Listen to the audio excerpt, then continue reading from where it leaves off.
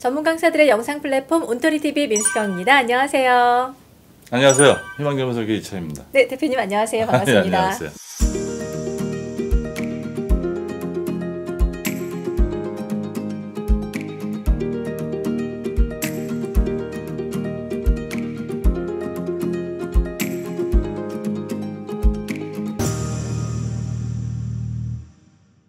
네, 오늘은 퇴직연금과 관련된 이야기를 들려주실 텐데요. 예. 사실은 그냥 퇴직금 뭐 이런 개념들은 그래도 알고 있는데 연금은 또 뭔지 또 이걸 어떻게 관리해야 되는지 대략 난감이신 분들 정말 많을 것 같아요. 그렇죠. 네, 저희가 꼭 알아야 되는 좀 짚어봐야 되는 내용들을 하나씩 좀 설명해 주시겠어요? 네. 일단 제가 이제 상담 많이 하지 않습니까? 네. 그러다 보면 이제 그 본인들한테 오시는 분들한테 본인들의 회사의 퇴직금 제도가 어떤 제도인지 이제 제가 한번 제일 먼저 질문을 드려요. 네. 그러면 당황해서 모르시는 분들이 너무 많아요. 대부분이 그럴 것 같아요. 네, 퇴직금 제도인지 아니면 퇴직연금 제도인지 이런 분들은 모르시는 분들이 많기 때문에 제일 먼저 본인들이 이 영상을 보신다 그러면 네. 아, 내가 지금 회사를 다니는데 내가 나중에 퇴직하면 어떤 식으로 나한테 퇴직금이든 퇴직연금이든 주는지 좀 확인해 보실 필요가 좀 있다고 생각을 합니다. 쉽게 생각하면 퇴직금은 네. 한 번에 목돈을 그냥 주는 거고요.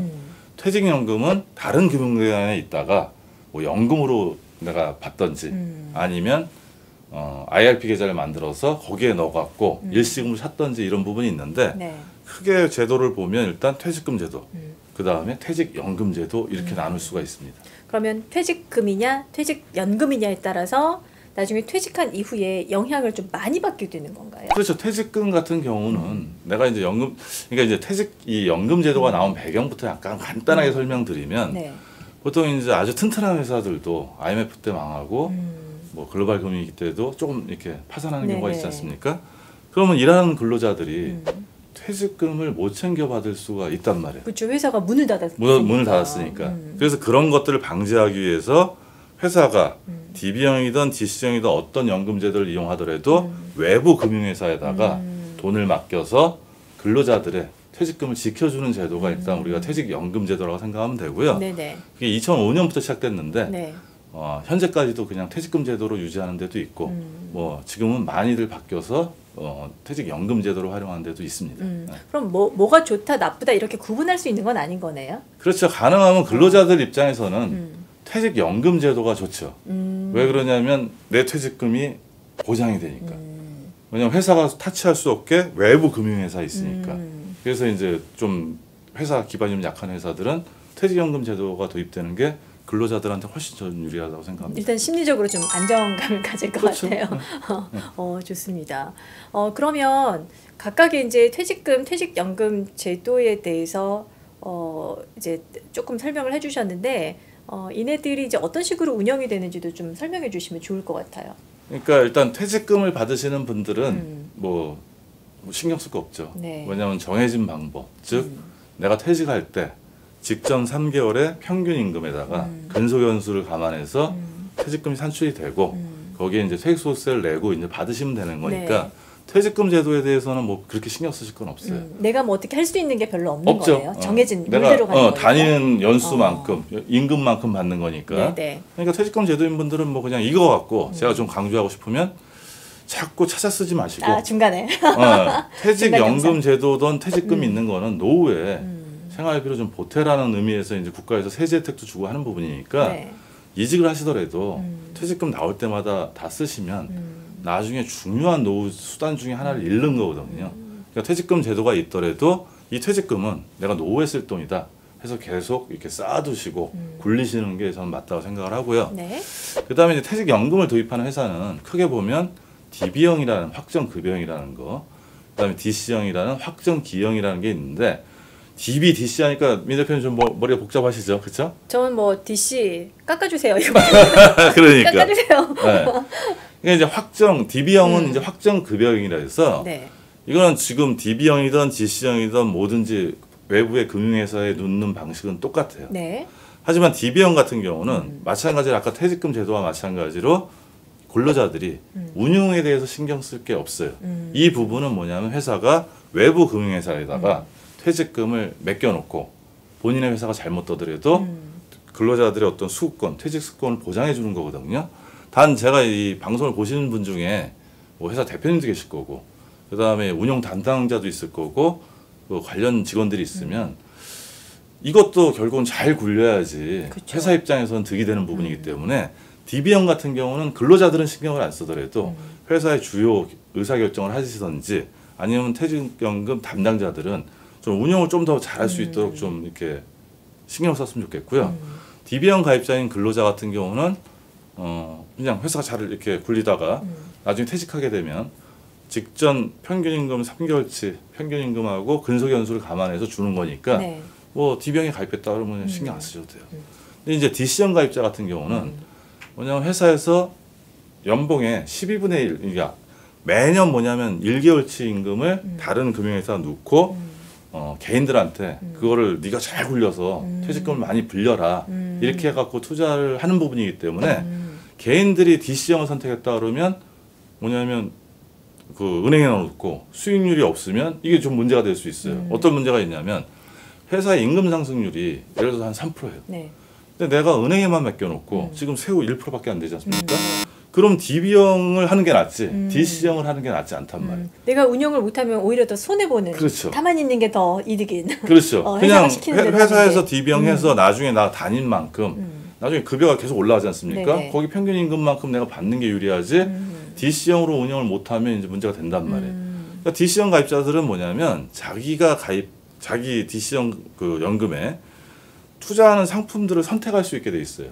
그 상품을 어떤 거를 선택하냐에 따라서 내가 지금 시작을 해서 은퇴할 때까지 수익률 1%만 차이 나더라도 나중에 가면 수천만 원 차이가 날 수 있단 말이에요. 즉 나의 관심이 나중에 은퇴 자금을 더 불릴 수 있는 기준이 되는데 제가 아는 많은 분들은 네. 세후에 나오는 소득은 관심이 있는데 그렇게 따로 떼어져 있는 것들은 별로 관심이 없어요. 그래서 DC형 가입자들은 굉장히 수익률을 높일 필요가 있고요. 그 다음에 이제 회사마다 DB형하고 DC형하고 혼합해서 하는 회사들이 있거든요. 네. 이럴 때는 뭐냐면 좀 전에 제가 말씀드렸듯이 회사의 임금 상승률이 내가 굴리는 것보다 계속 올라가는 회사라면 좀 안정되고 좀 대기업 같은 큰 회사들이겠죠.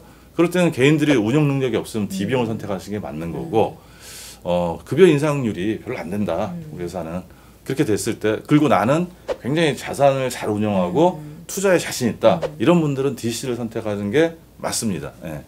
근데 이제 간혹 그런 분 계실 것 같아요. 본인이 심지어 DC형의 그 퇴직연금에 가입되어 있는지조차도 모르는 분들 맞아요. 계시나요? 예.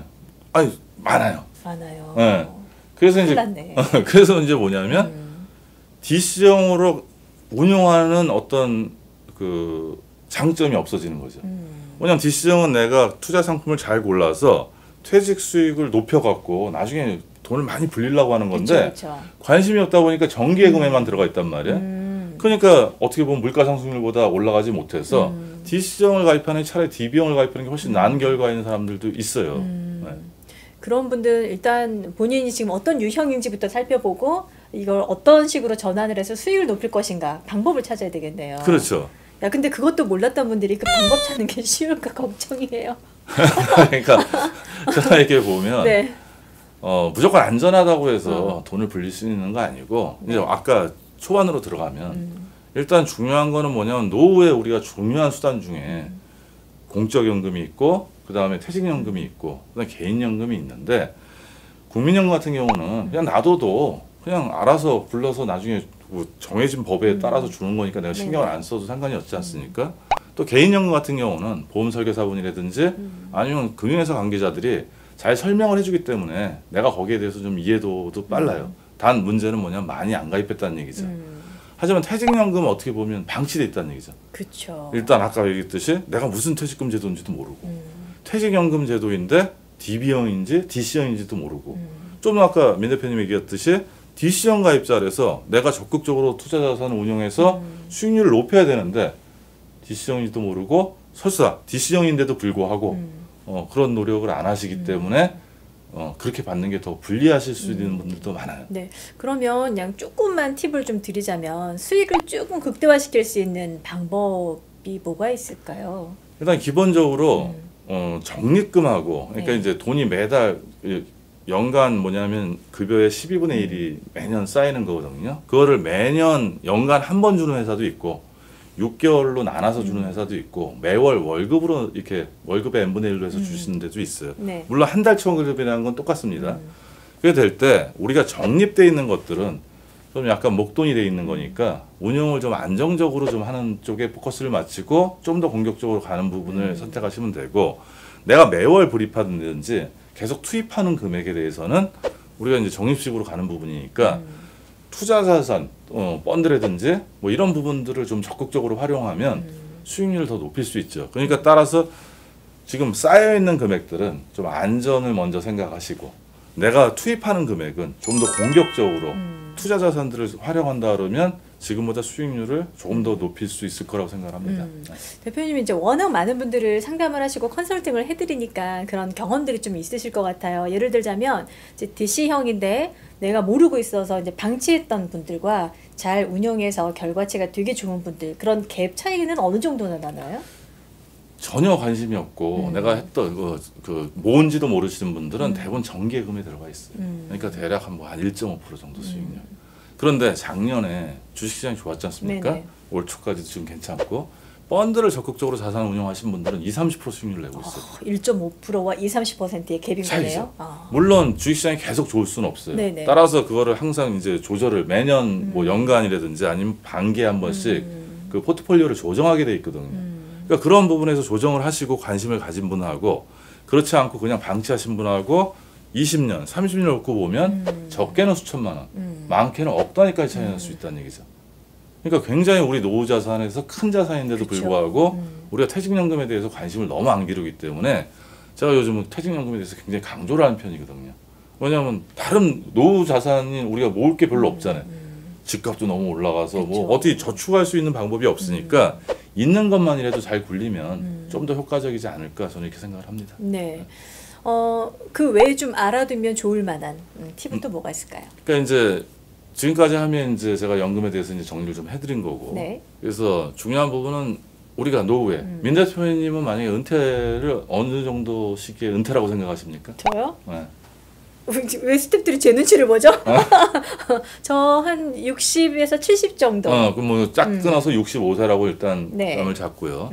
그럴 때 월 생활비로 얼마 정도 있으면 부부가 남한테 손 안 벌리고 자존감 유지하면서 살 수 있는 정도가 한 월 얼마 정도라고 생각해요? 지금 자존감 유지. 아니 그러니까 이제 너무 펑펑 쓰는 게 아니고 좀 절약하면서 이렇게 했을 절약하면서 때 그냥 최소한의 생활하면서 남한테 손 안 벌릴 정도라면 그래도 한 300에서 그쵸. 400 정도 생각. 사람에 따라 좀 다르겠죠. 그래서 이제 300, 200일 때 뭐 평균은 지금 보면 그냥 좀 전에 제가 말한 기준으로 한 220 정도 부부 생활비를 얘기를 해요. 네.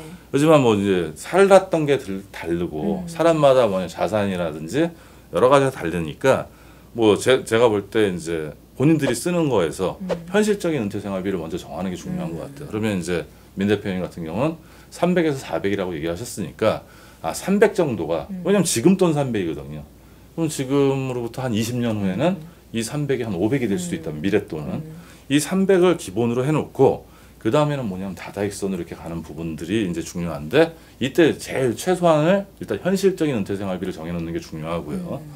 그 다음에 이제 저희가 이제 마지막으로 제가 이제 강조를 하면 이렇게 현실적으로 은퇴 생활비를 정해놓은 거를 최소한 우리가 가진 세 가지 연금, 국민연금 같은 네. 공적연금, 그 다음에 퇴직연금 아까 말씀드린 거 아니면 퇴직금, 그 다음에 개인연금을 더해서 기본적으로 연금으로해서 이 부분은 최소한의 은퇴 생활비는 여기서 해결할 수 있는 그 토대를 만들어 놓으면 그 다음에 내가 이제 돈을 더 모아서 뭐 건물을 하나 사서 임대료를 받을 수도 있고 뭐 이렇게 투자 자산에서 수익을 얻을 수 있는 건 다 덤이라는 얘기죠.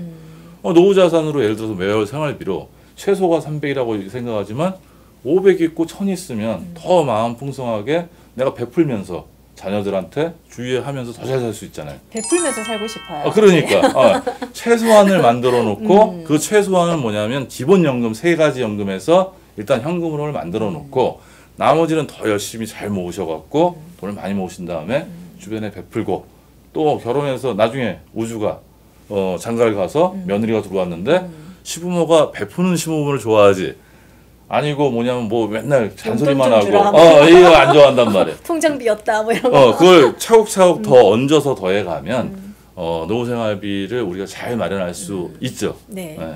방금 대표님이 말씀하신 내용 중에 좀 어떤 생각이 들었냐면요. 제가 300이라는 금액을 설정을 했잖아요. 그러면 과연 이 300을 만들기 위해서 나는 지금부터 무엇을 어떻게 운용해야 나중에 매달 300을 받을 수 있을까? 역으로 좀 계산하는 것도 분명히 필요할 것 같아요. 그렇죠. 계산 잘 못해요. 요새는 일단 기본적으로 네. 제도가 이게 시스템이 아주 잘 돼 있어요. 그래서 이제 우리가 이게 국가에서 만들어 놓은 것 중에 네. 연금 포탈이라 통합연금 포탈이라는데 들어가서 클릭을 하시면 네. 공인인증서 갖고 네. 클릭을 하시면 뭐냐면 내가 공적연금부터 사적연금 가입된 게 한 번에 다 보여요. 그리고 몇 세부터 얼마 받는지까지 다 나와요. 저 같은 사람 때문에 만들었네요. 그러니까 이제 너무 흩어져 있으니까. 아. 따라서 뭐냐 아까 300을 생각하셨다면 네. 미랫돈 한번 계산을 해보시고 부족한 것들을 채워나가는 방법들을 고민해 보시면 역으로 가시는 방법 중에 아까 아주 좋은 얘기 하신 거거든요. 왜냐하면 내가 현실적인 은퇴생활비를 정하고 내가 지금 얼마를 준비했는지 모르니까 지금 내가 현재 준비한 상태를 보고 그 갭을 어떻게 메꿀까 이거를 고민해 본다면 더 착실하게 우리가 은퇴 준비를 잘 할 수 있을 거라고 생각을 합니다. 네, 좀 목표치가 있으니까 그 갭을 줄이기 위해서 현실적으로 내가 뭘 더 준비하면 될지 좀 체크를 해봐야 될 것 같아요. 우리 민 대표님은 제가 아까 베푸는 삶을 살고 싶다고 얘기했으니까 네. 기본으로도 부족하고 좀 더 열심히 일을 잘하시고 있는 자산을 다 효과적으로 잘 효율적으로 관리해서 네, 좀 더 많이 받을 수 있는 시스템을 지금부터 시간이 있으니까 알겠습니다. 차곡차곡 만들어 가시면 좋죠. 당분간은 더 일개미로 살도록 하겠습니다. 오늘 말씀 정말 감사합니다. 아마 직장을 다니시는 분들 중에 관심이 없었던 분들도 계실 거고요. 또 퇴직을 앞두고 있으면서 내가 지금 어떻게 뭘 준비해야 될지 고민하신 분들도 계실 것 같은데 한번 영상을 좀 찬찬히 보시면서 좀 따라하시면 좋을 것 같아요. 오늘 함께해 주셔서 감사합니다. 예, 감사합니다. 네, 저희 여기서 인사드리겠습니다. 고맙습니다.